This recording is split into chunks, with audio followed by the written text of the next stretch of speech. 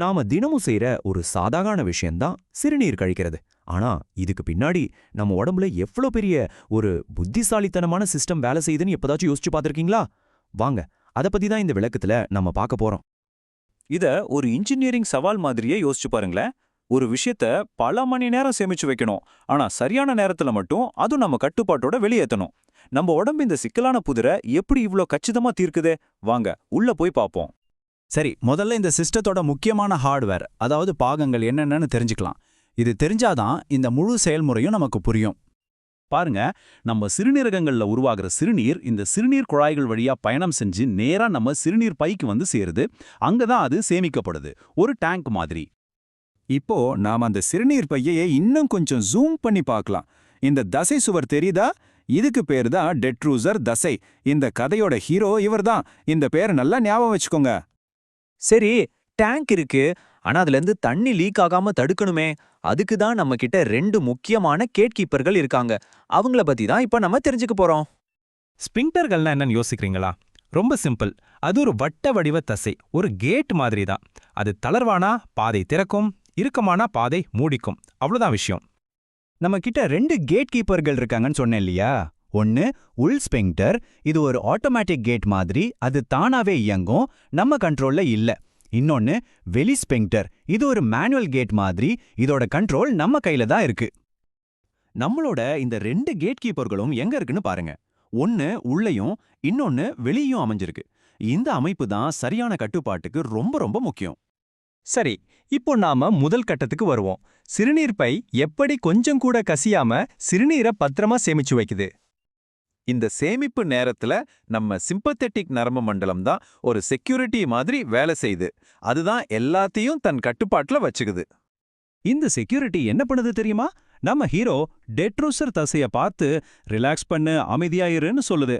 அதே நேரத்துல ஆட்டோமேட்டிக் கேட்டான உள் ஸ்பிங்டரை டைட்டா மூடுன்னு ஒரு கட்டளை இடுது. இதனால என்ன ஆகுது?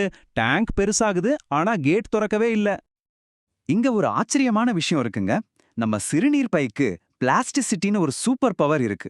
இதனால தண்ணி நிரம்ப நிரம்ப ஒரு பலூன் மாதிரி பிரஷர் அதிகமாகாம அது பாட்டுக்கு விரிஞ்சுக்கிட்டே போகும்.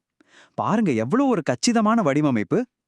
பொதுவா சுமார் 400 மில்லி லிட்டர் சிறுநீர் சேர்ந்ததும், அதாவது ஒரு சின்ன வாட்டர் பாட்டில் அளவுன்னு வச்சுக்கோங்களேன், அப்போ சிறுநீர் பை டேங்க் ஃபுல் ஆக போகுதுன்னு ஒரு சிக்னல் அனுப்ப ஆரம்பிக்கும். இதுதான் அடுத்த கட்டத்துக்கான ஒரு அலாரம். இப்போ கதையோட கிளைமேக்ஸ்க்கு வந்தாச்சு. சிறுநீர் பை நிரம்புனதும் அதை காலி செய்யறதுக்கான அந்த ஆட்டோமேட்டிக் ரிஃப்ளெக்ஸ் எப்படி வேலை செய்யுதுன்னு பார்ப்போம். இந்த முறை பாராசிம்பத்தட்டிக் நரம்பு மண்டலம் தான் களத்துல இறங்குது. இதுதான் சிறுநீர் வெளியேற்றதுக்கான சிக்னலை கொடுக்குது. இந்த செயல்முறை ரொம்ப வேகமா ஒரு சங்கிலி தொடர் மாதிரி நடக்கும். சிறுநீர் பை சுவர் இழுபடும்போது அங்க இருக்கிற சென்சார்ஸ் தண்டுவடத்துக்கு ஒரு அலாரம் சிக்னல் அனுப்புது. தண்டுவடம் உடனே பெல்விக் நரம்பு வழியா ஒரு கட்டளைய அனுப்புது. அந்த கட்டளை வந்ததும் நம்ம ஹீரோ டெட்ரூசர் தசை சுருங்குது. அதே நேரத்துல ஆட்டோமேட்டிக் கேட் திறக்குது. இந்த பெல்விக் நரம்போட முக்கியத்துவத்தை பாருங்க. இதுக்கு வெளியேற்றும் நரம்புன்னு ஒரு செல்லப்பெயர் கூட இருக்கு. ஏன்னா இதுதான் சிறுநீர் பையை காலி செய்யறதுக்கான முக்கியமான வேலையை செய்யுது. சரி, ஆட்டோமேட்டிக் ரிஃப்ளெக்ஸ் வேலை செய்ய ஆரம்பிச்சாலும் நாம உடனே சிறுநீர் கழிக்கிறது இல்ல இல்லையா? ஏன்னா அங்கதான் நம்ம பாஸ், அதாவது நம்ம மூளை என்ட்ரி கொடுக்குது. அது எப்படின்னு பார்க்கலாம். இங்க 2 விஷயத்தை நாம பிரிச்சு பார்க்கணும். ஒன்னு தண்டுவடத்துல நடக்கிற ஆட்டோமேட்டிக் ரிஃப்ளெக்ஸ், இன்னொன்னு அந்த சிக்னல் மூளைக்கு போய் அங்கிருந்து வர்ற ஒரு மேனேஜர் மாதிரியான கட்டுப்பாடு. தண்டுவடத்துல உருவான அந்த ரிஃப்ளெக்ஸ் சிக்னல் ஒரு காப்பியை நம்ம மூளைக்கு அனுப்புது. மூளைக்கு அந்த சிக்னல் கிடைச்சதும் தான் பாத்ரூம் போகணும் போல இருக்கேங்கிற உணர்வே நமக்கு வருது. இப்போதான் நம்ம மூளை தன்னோட வீட்டோ அதிகாரத்தை பயன்படுத்துது.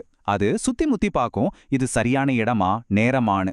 சரியில்லைன்னா உடனே புடண்டல் நரம்பு மூலமா மேனுவல் கேட்டான வெளி ஸ்பிங்டரை டைட்டா மூடியவைன்னு ஒரு ஆர்டர் போடுது. நாம எப்போ சரின்னு நினைக்கிறோமோ அப்போதான் அந்த கேட்டை திறக்க நாமளே அனுமதிப்போம். பாத்தீங்களா, இது எவ்வளவு ஒரு அழகான ஒரு நேர்த்தியான சிஸ்டம். ஒரு பக்கம் தானா இயங்குற ரிஃப்ளெக்ஸ், இன்னொரு பக்கம் நம்ம மூளையோட முழுமையான கட்டுப்பாடு. இந்த ரெண்டும் சேர்ந்து வேலை செய்யறதுனால தான் நம்ம ஆரம்பத்துல கேட்ட அந்த புதிருக்கு விடை கிடைக்குது. இவ்வளவு கச்சிதமா வேலை செய்யற இந்த சிஸ்டத்துல இந்த நரம்பு சிக்னல்கள்ல ஏதாவது குளறுபடி ஏற்பட்டா என்ன ஆகும்? இது ஒரு முக்கியமான கேள்வி இல்லையா? இத பத்தி அடுத்த முறை யோசிச்சு பாருங்க.